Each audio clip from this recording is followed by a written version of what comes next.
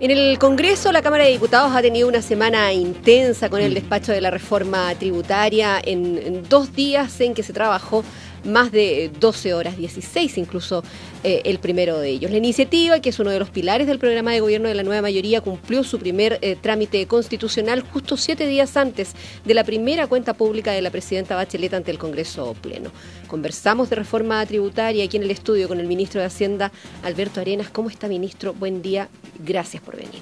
Muy buenos días, Verónica, muy buenos días, Sergio. ¿Qué tal, ministro? Bueno, entremos en materia, pues. Los efectos de la reforma tributaria, hemos escuchado con atención los argumentos, especialmente de los críticos con respecto a esta iniciativa del gobierno de la presidenta Bachelet, que va a afectar la creación del empleo y que ya se observa cómo está aumentando el desempleo. Y lo otro, el impacto en la clase media. La claridad sobre la clase media todavía no la tenemos definida. Y no sé si usted como ministro tiene claro de dónde hasta dónde va la clase media, porque se habla de la sufrida clase media, de la importante clase media, pero ¿cuál es la dimensión de eso? Bueno, a ver, Sergio, pero antes de tus dos preguntas que tienen que ver con los efectos en el empleo y el efecto de la clase media, creo que es importante constatar de que hemos dado, digamos, un paso histórico de avanzar en esta tramitación y en este despacho y en esta aprobación en la Cámara de Diputados de la reforma tributaria. Y en este proceso y en este debate se han ido cayendo varios mitos, mitos que tienen que ver con los temas de crecimiento, con los temas de inversión, con los temas de... Tú estás planteando los temas, o que otros han planteado respecto a los temas de empleo, y va a ser tajante con eso. Las materias que tengan que ver relación con el empleo están bastante más relacionadas con esta economía, que en el primer trimestre ha estado creciendo en promedio un 2,4%, es una economía que está creciendo en un nivel bajo, es una herencia que hemos tenido de la administración anterior, y claramente estamos haciendo todos los esfuerzos para revertir ese proceso. La relación del mercado al trabajo está muy relacionado con el ciclo económico, y estamos haciendo todo para revertir aquello. No está relacionado con el debate de la reforma tributaria, más bien está relacionado con las materias que hay que implementar, que hay que hacer. Por ejemplo, hoy día la presidenta está anunciando una potente agenda de energía. En los próximos días va a anunciar una agenda de productividad, innovación y crecimiento que va a tener mucha relación con la materia de empleo. Pero la segunda tuya tiene que ver con la clase media. Mira, estuvimos las últimas 48 horas, 13 horas en la Cámara de Diputados para la discusión en general, 12 horas para la discusión en particular y su despacho en el día de ayer y aprobación de este proyecto de reforma tributaria. Y la clase media fue mencionada en innumerables intervenciones. Yo diría que fue... ¿Y hablan todos de lo mismo cuando hablan de la clase media, ministro? Mira, algunos hablan de que la clase media va a estar afectada, otros hablan que la clase media va a estar beneficiada. Pero estaba pensando más bien en términos de quienes son clase media o quienes somos clase media. ¿Hay un acuerdo primero en eso o no? La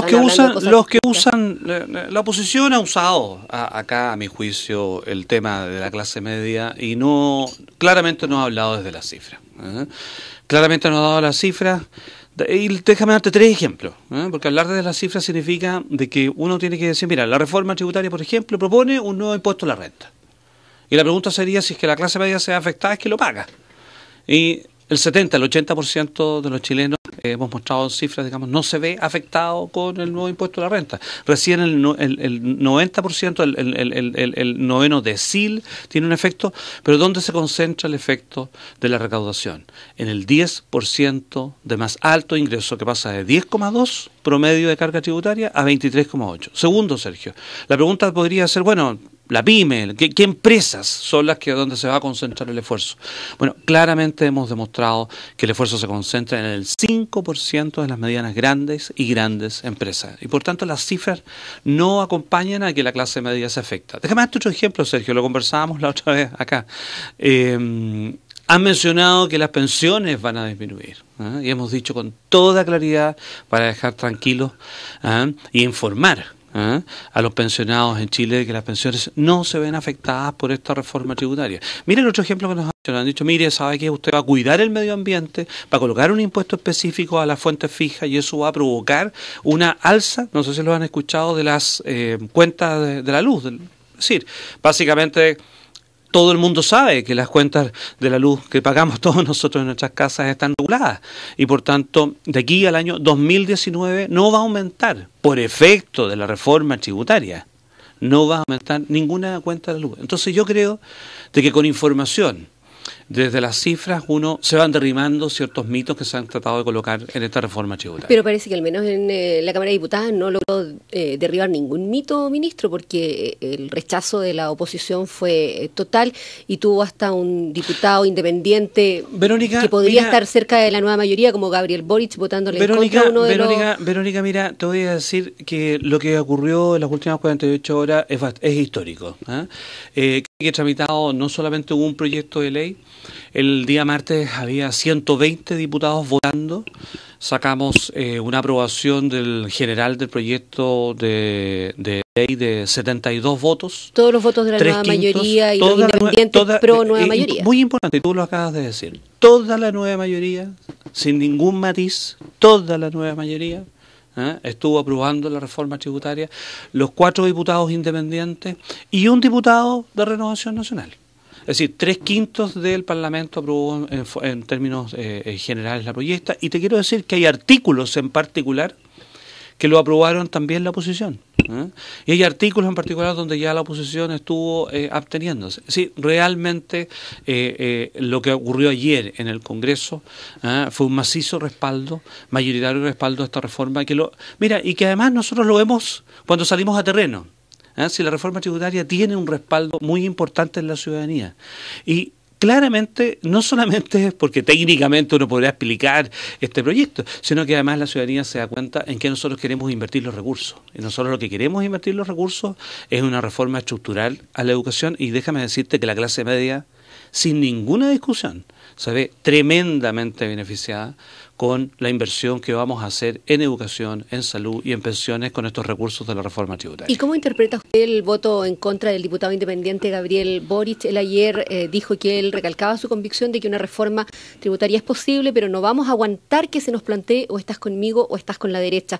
Esto porque no se quiso separar el artículo 1, que mantiene junto la eliminación del FUT, pero también la rebaja de 40 a 35% al impuesto de los que tienen más, ministro. Me voy a quedar, Verónica, con la parte más importante de ayer, que hay un macizo respaldo a la reforma tributaria. En un debate tributario, Verónica, es absolutamente normal que existan distintas opiniones, divergencias. ¿Cuál es el resultado final? Un macizo respaldo a esta reforma tributaria, que lo hemos dicho desde el primer día. Hay un respaldo ciudadano mayoritario y hoy día lo hemos visto reflejado en la Cámara de Diputados. Por cierto, con los parlamentarios de la nueva mayoría, por cierto, con el apoyo de los independientes y por cierto también con el apoyo en algunos artículos de la oposición. Ahora, hay algunos elementos que hay que tener en consideración a la hora de la reflexión, porque queda bastante camino por recorrer. Senado, después pueden venir comisiones mixtas, en fin.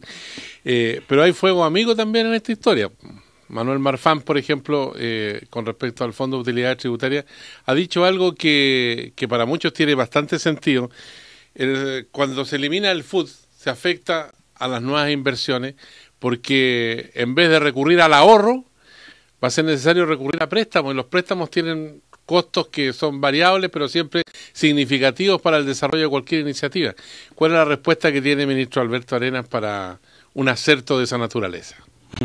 A ver, mira, respecto de los efectos macro que potencialmente pudiera tener la reforma tributaria, estamos absolutamente disponibles a dar ese debate como lo dimos antes de la reforma, lo dimos en la Comisión de Hacienda de la Cámara de Diputados y lo vamos a dar, por cierto, en el Senado. Nosotros hemos terminado hoy día un trámite en la Cámara de Diputados y, como ustedes bien dicen, este es como el primer tiempo. Ahora vamos a jugar un segundo tiempo en el Senado. Lo más probable vamos a estar citados después del 21 de mayo, es decir, la primera semana de junio. Lo más probable vamos a estar citados a la Comisión de Hacienda del Senado, y ahí comenzará, digamos, un debate, por cierto, como tú bien lo dices, desde la macroeconomía, y desde la macroeconomía estamos muy tranquilos respecto de que esta reforma tributaria trae incentivos a la inversión y al ahorro. No hay que olvidar que aquí hay 4 objetivos importantes de la reforma. Uno, recaudar 3 puntos del PIB, porque a gastos permanentes e ingresos permanentes, he mencionado la reforma educacional, salud, pensiones, equilibrar nuestras cuentas fiscales. quiero pararme ahí. Cuando hablamos de equilibrar nuestras cuentas fiscales, nosotros hemos heredado un déficit estructural de 1 punto del PIB. Y básicamente lo que nosotros hemos dicho es que queremos que en el presupuesto del 2018 este sea balanceado, sea cero.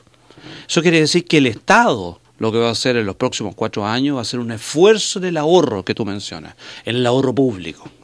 Esta reforma trae no solamente incentivos nuevos a la inversión y al ahorro privado, pero también un compromiso del Estado de equilibrar sus cuentas fiscales y ahorrar en lo que respecta con estos ingresos permanentes. Y además te diría lo siguiente, Sergio, que respecto del debate macro, creo que están las cifras, creo que lo vimos en la Cámara de Diputados y ese no fue el debate, porque claramente se estableció y fue bastante consenso que en el debate macro no están los temas de la reforma tributaria. Lo que en la reforma tributaria propiamente tal, y lo que hemos escuchado ya de algunos senadores, hay algunas materias no están claramente identificadas y que efectivamente te adelanto, no tienen que ver con este corazón que nosotros hemos hablado de la reforma tributaria. Hay un corazón que tiene que ver con el nuevo sistema de impuestos a la renta en Chile. Y ese corazón de la reforma tributaria, quiero adelantarme propiamente tal. Hay un consenso en nuestra nueva mayoría respecto de ese corazón. Y eso a nosotros nos tiene, a mi juicio, claramente establecido es donde nosotros vamos a estar conversando, precisando, perfeccionando o, como lo hemos dicho, buscando, digamos, soluciones acotadas y compensadas en materias donde haya que realizar algún tipo de cambio en el sector. En la renta presunta, por ejemplo, que afecta al transporte, a la minería y a la actividad agrícola. Mira, Sergio, ayer salió ese debate en la sala de la Cámara de Diputados y en mi respuesta en la sala fui bastante claro. Si nosotros acá, es bien importante, mira, explicamos un poco, ustedes lo han hecho, en peso a peso han explicado, han explicado, digamos, del tema de la reforma, la renta presunta. ¿Qué es lo que pasa? Hay efectivamente pequeñas empresas que no aplican, digamos, sus tributos por rentas efectivas. ¿Por qué? Porque de una u otra manera, por ejemplo, estas pequeñas empresas tener un contador para tener esas rentas efectivas les sale más caro que pagar los impuestos. Y por tanto se arma un sistema de renta presunta. Tú presumes qué renta tienes. ¿Ok? Ahora, ¿para quiénes se hace esto? En mi explicación es bien claro, para los pequeños, porque cuando tú ya tienes economías de escala, eres un poquito más grande, puedes llevar contabilidad y lo haces a través de tus ingresos efectivos. Microempresa. Microempresa, esa es la respuesta. Y por tanto la pregunta que hay que hacerse, ¿están solo las microempresas en la renta presunta? El diagnóstico de la respuesta tajante, no. Y nosotros lo que hemos hecho en el proyecto de ley es dejar establecido que las microempresas siguen con su renta presunta o alternativamente con el 14 TER, que es un sistema tributario, el que más les convenga. Y eso es lo que establece el proyecto de ley. Déjame decirte, Sergio, de que el 100% de las empresas que están en la base de datos de impuestos internos acogidos a renta presunta, aproximadamente en torno al 90% de ellas, desde la agricultura, del transporte, de la minería, van a poder seguir estando en renta presunta. ¿Y qué es lo que pasa? Hay otro 10% que no deberían estar y no van a estar. ¿Cuál ha sido la pregunta que nos han hecho en la Cámara de Diputados? Ministro, ¿usted podría estudiar de que efectivamente todas esas pequeñas empresas de estos sectores quedaron protegidos? ¿Podría ser de que hay algunos en el margen no? Y la respuesta es una sola. El espíritu de esto es que queden adentro. Y si nosotros debemos precisar o perfeccionar las normas, vamos a estar absolutamente disponibles. Lo que hemos dicho, que la potencial elusión de los que no deberían estar, que son más grandes o son medianos, efectivamente, digamos, para ellos queda cerrada la puerta. Ministro, hacía referencia a Sergio Campos hace un rato a los cuestionamientos que planteaba el ex ministro de la administración Frei, Manuel Marfán, pero no es el único. Alejandro Foxley, Eduardo Aninat, Andrés Velasco, todos ministros de Hacienda, al igual que usted, en gobiernos de la concertación, no en el gobierno de Sebastián Piñera, también han planteado críticas al... Verónica, qué bueno que me haces la pregunta. Respecto a Alejandro Foxley, cítame, ¿cuál es su crítica? ¿Cómo recibe usted los cuestionamientos en general? Yo creo que no lo tengo aquí a mano. No lo tengo aquí a mano. No, por lo del diálogo. Es que yo ayer lo consulté. Es que habló con él. Él habla del por diálogo. Por supuesto. Él habla del diálogo, de los consensos, de la política de los acuerdos. Pero es que separemos respecto a los temas técnicos que tienen que ver con el proyecto de ley de reforma tributaria, respecto a lo que son las estrategias, de cómo se llevan, digamos, adelante, digamos, los procesos. Respecto a los temas técnicos, no, a Alejandro no le he escuchado, digamos... Se lo puede dejar fuera, dice usted. No le he escuchado ni una cita. Si tú me la entregas, no hay problema. No lo tengo a mano. Sí, respecto a Andrés. Andrés, digamos, por cierto, Andrés Velasco. Ajá. Andrés Velasco, y gran ministro de Hacienda de la presidenta Bachelet. Déjame decir lo siguiente, desde la campaña él hizo abiertamente cuáles eran, digamos, sus diferencias técnicas, que las ha mantenido hoy día. O sea, eso no ha sido, digamos, para nosotros, digamos, ninguna sorpresa. Pero en todo caso, déjame decirte lo siguiente.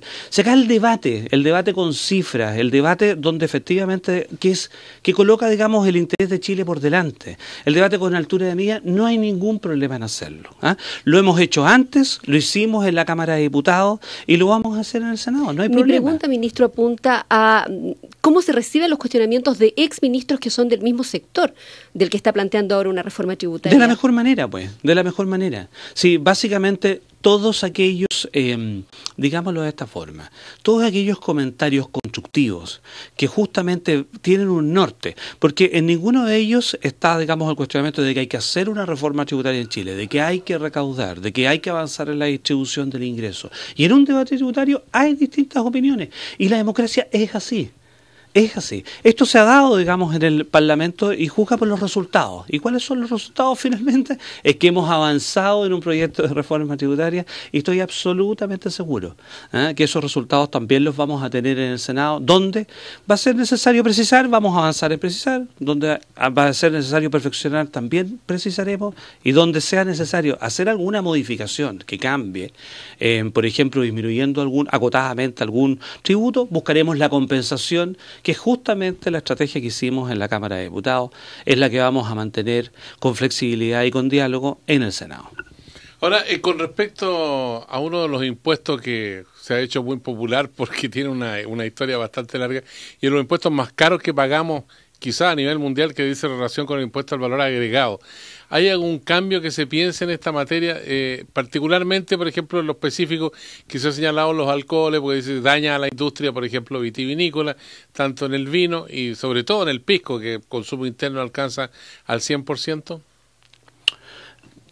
Disculpa, me preguntaste por el IVA y por los impuestos específicos, Sergio, claro, ¿no? A ver, mira, respecto del IVA, una de las cosas más importantes que hay en la reforma, porque claramente la reforma no aumenta el IVA, ¿eh? Cosa que también se había mencionado y nosotros hemos tenido que salir a desmentir, no se mueve el IVA. Lo que sí claramente ocurre hoy día es que hay una evasión de IVA muy importante, muy importante. Estamos hablando que en el 2007... 2008, 2007, la evasión del IVA era aproximadamente un 14%. Los datos que ha entregado el mes pasado el director de Impuestos Internos habla de un 26% de evasión en el IVA. Y es por eso que, entre otras materias, nosotros hemos colocado en el proyecto de ley una norma general antielusión y hemos reforzado nuestra institucionalidad de administración tributaria para disminuir la evasión y disminuir la elusión y recaudar así al menos 1.400 millones de dólares.